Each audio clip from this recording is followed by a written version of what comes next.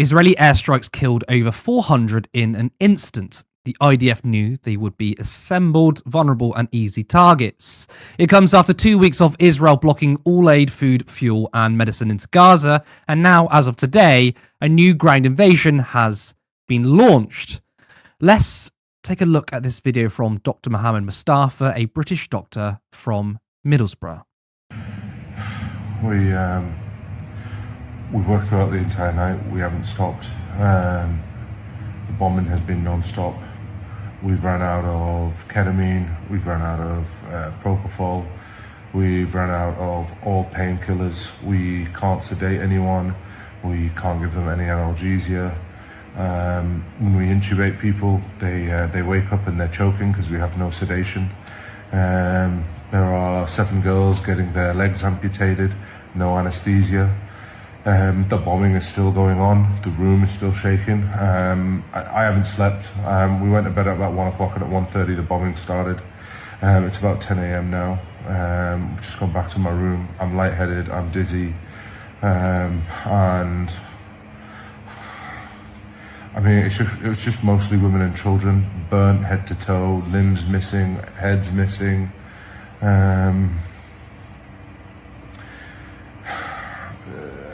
You know, there's a video I put up on my story of me doing a chest drain. The gentleman that did the chest drain, and he died on the way to the CT scan. There's another video of 3 girls laying on a bed. That's his 3 girls, who are now orphaned. Their mother didn't even make it into the hospital. She was killed along with their other sister. I don't know what to tell you. I was here in June. Nothing to this intensity. This is unbelievable, and the bombing is still going on. The rooms are still shaking. The screams are everywhere. It's insane. I need to just take 15 minutes, or even an hour, just to rest, to go back in there and go back down again. I feel awful to leave, but I've been there all night and I haven't stopped, and my legs are shaking and I feel dizzy and lightheaded. The smell of burnt flesh is still in my nose. Netanyahu's trial was set to resume yesterday, but instead war broke out. Israel had failed to uphold agreements, collapsing hostage negotiations rather than seek diplomacy. Netanyahu, of course, chose escalation, declaring all talks would now happen under fire. He is also now trying to remove Shin Bet chief Ronan Bar, who was investigating these failures. Meanwhile, 3 of Netanyahu's advisors are under investigation for allegedly taking money from Qatar. He faces 3 corruption cases, accepting lavish gifts from a billionaire, attempting to bribe a major newspaper, and pushing telecom regulations for positive media coverage. His government is drowning in scandals, with top aides accused of blackmail, leaking classified intel, and manipulating public opinion to cover up his failures for October 7th. Israelis are protesting, demanding his resignation, but as long as war rages, Netanyahu can delay elections, silence critics, and hold on to power, no matter the cost. Kevin, I just want to get your initial thoughts of last night's bombing, and then I want to ask, you know, this war isn't about Hamas. It's about him, isn't it? I mean, he's clearly trying to bury the investigations by escalating the conflict. Yeah, 100%. It's the fundamental tenets of this war have not changed in the 17 months of its ongoing existence. Now, of course, the war itself obviously goes on a lot before October 7th, but not that you would know that from the media, of course. But yeah, it's essentially a matter of him trying to cling on to power in the most corrupt way possible in order to save his corrupt government, and doing a genocide in order to bring it about. It might be genuinely the most petty genocide that's ever existed. It's just for the sole power and corruption of one man and his clique, basically. But of course, he's using the vehicle of Zionism, which has been amply aided and abetted by Western governments over the course of a long time. And of course, the sickness at the heart of Israeli society, where I believe I'm right in saying that only 4% in a recent poll of Israeli citizens said that the IDF had gone too far. That's worrying. That's the end result of ethno-nationalist genocidal rhetoric over the course of a very long time. I mean, I was stunned, frankly, by the thing you just played. I hadn't seen that clip of the doctor. Genuinely breathtaking stuff. I don't know how anyone can possibly look at this and describe it as anything other than genocide. That is exactly what is taking place here. But again, not that you would know that from the media, because they're not portraying it in this way. Also, I think it's worth pushing back on the idea that this was ever actually a ceasefire, either in intention or in reality. In intention, it was clearly just Trump wanted the good headline to pretend that he's, doing peace, whilst now, of course, he's bombing the Houthis and threatening to go to war with Iran. So, that's, just all levels of hell would break out if that took place. So it was never a ceasefire in intent, and in practicality, during that quote-unquote ceasefire, Israel continued its attacks, killing over 100 in the Gaza Strip and moving tanks into the West Bank as well, which again people aren't even focusing on at all. But they're continuing to do land requisitions and stealing people's houses and things like that. This is an abomination. And ultimately, when people look back and ask how they would have acted during the Holocaust, the capital H Holocaust, during the 1930s and 40s in Europe, the answer to that question is exactly what you're doing now. However you're behaving now towards this situation is exactly how you would have acted in that situation. If you are speaking out and trying to stop this, I think you'll be viewed at the very least as being on the right side of history. And if you're actively aiding and abetting this, you will be remembered in many respects in the same way that the Nazis are currently remembered. And I think that's worth bearing in mind. Well, if we were to ask the question, who would be in favor of Nazi Germany if they were alive that day? You're right. We have that question answered. Just look at the people defending Israel. Yeah, exactly. It's very clear. It's not just the people defending Israel, but it's the Israeli leaders themselves. Yeah, look, you knew that this was going to be bad over the last couple of days because Ben Gvir re-entered the Israeli cabinet. Smotrich literally shouting down the bereaved family members in the Knesset. They had a hearing with people whose the hostages of their families had died, and he literally just shouted them down. Reminiscent, I think, of the People's Court, the Roland Freisler People's Court of Nazi fame, in some respects, at least in terms of humiliating people in dire situations. And again, he's gambled with the lives, not just, of course, of tens of thousands of Palestinians, but also with the lives of his Israeli citizens as well. People who are being held hostage, who he could have gotten a deal to get out many, many months ago without any of this bloodshed. He has, for his own selfish, disgusting purposes, killed. Basically, he has their blood on their hands too. It's breathtaking levels of evil, and I don't know how anyone can possibly put up with this. I was unfortunate enough to listen to our own dear leader, Sir Keir Starmer, KC, being asked about this in Parliament today during Prime Minister's questions, and he said that Britain was doing everything in its power to bring this to a conclusion, except, of course, literally any of the things it could do, like sanctions, putting pressure on through the United Nations or indeed through back channels diplomatically, stopping arms sales. Literally, we are aiding and abetting it because the same problem I think I raised last time I was on this show is still happening.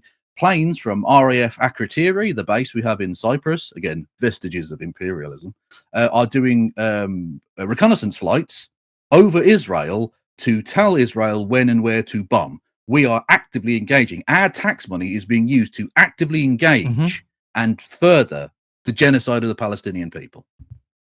I'm glad you brought this back to the UK because that's what I want to bring up on my next point, which is that UK Foreign Secretary David Lammy, he stated in Parliament that Israel's blockade of Gaza breached international law. Now, this is sparking speculation that the UK government was shifting its stance on Israel. So what discussions did he have with G7 colleagues about what can be done about this provocative action during Ramadan? And what consequences are there for what people are saying is a breach of international law? Well, my honourable friend is right. This is a breach of international law. Israel, quite rightly, must defend its own security.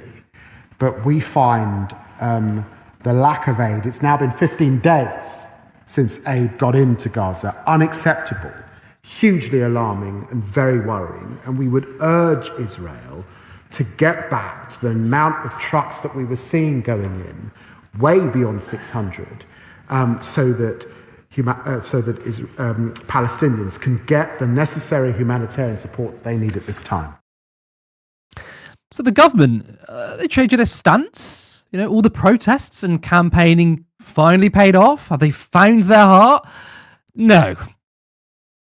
Within 24 hours, Downing Street contradicted him, stating that only international courts could determine breaches of international law. Of course, they've forgotten about the ICC and the ICJ. David Lammy later softened his statement, saying he could have been clearer. Kevin, this reminds me of whenever Donald Trump says something and then his advisors sort of get together and put out a statement and say, oh, he didn't mean it. He didn't mean it. In this case, though, Lammy actually sounds like the government might shift, only for them to quickly undermine him and express their continued support for genocide.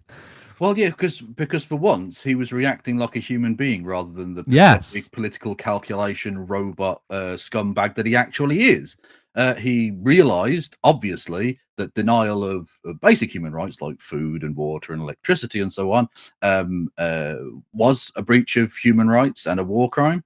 Told the truth for once in Parliament, and then was told the official line, because of course we don't set the policy with regards to Israel of the British government. That's set in Washington DC and Tel Aviv. Those are who make the decisions as to what our British government actually think and believe and do. It's embarrassing levels of cuckery, so to speak. It's tragic. Keir Starmer was a former human rights lawyer. There is no excuse at all, under any circumstances, for him behaving in the way that he has. And even if you want to look at it just from a purely selfish British point of view, which one oughtn't, of course, but even if you do subscribe to that kind of mindset, the British government have said nothing, not a single word of condemnation for the now 18, because another one was killed yesterday, 18 British citizens that have been murdered by Israel in its occupation and genocide of Gaza since October the 7th of 2024. Sorry, 2023. What am I talking about? Good Lord, time flies. Yes, they've said nothing in condemnation to that whatsoever, and it's genuinely quite chilling to see the way in which they dance on the head of a pin every time this sort of thing comes up, to know that if the Israeli government want to kill you, your government won't even launch any kind of protest on your behalf, let alone seek actual international law redress against the criminals who murdered you. They will actively participate and defend your murder. It's a good point you make there about Lammy, though, because that was like a knee-jerk, humane reaction all of us would have. Oh, this is preposterous. This is in breach of international law. They need to return to the levels of aid they had before, even though it was insignificant. But at least he was acknowledging that. But that's the point when it comes to those who get closer to power. It doesn't matter what they feel, what they think. They're going to toe the party line. And I have absolutely zero sympathy for Lammy. I don't think that this makes him a better person, because at the end of the day, it's not what you say, it's your action. So he could say, I mean, you could have a conversation with him in private. He might be like, yeah, there is a genocide. I don't really care if you're going to still then public facing, going to support these policies. Yeah, absolutely. Yeah. So there's no excuse for any of it. Absolutely. No. And of course, it must be borne in mind that denial of aid was during the time where we were being told that Israel were observing a ceasefire. Exactly. They always look at any time. This gaslighting to the peak, right? Israel are the ones that always break the ceasefires, and they're not even really ceasefires. To jump on your point at the beginning, you were saying obviously this last sort of fake ceasefire, because they were moving in with their tanks. Yeah, absolutely. They don't know the definition of ceasefire. They were still killing people. They were still killing people. Over 100 people were murdered by Israel during the quote-unquote ceasefire. They were not allowing people back into northern Gaza, even to try and pick up the semblances of their lives and homes and property that exists in northern Gaza, because, of course, they're looking to annex that territory, of course, because, again, we must bear in mind the larger context for it, which is the land grab, ethno-genocidal intention of the Greater Israel Project, which is why evangelicals in America are the great backers of this, of course, in order to bring about Armageddon. Yeah, seriously, in the 21st century, that is the political motivation for this event. Absolutely mad shit. Yeah, so they've continued to do land grabs and home stealings in the West Bank as well. There were no semblance of intention or practicality that they actually engage in a ceasefire. Support independent media, support social justice that's there on social media. Thank you. Turn left.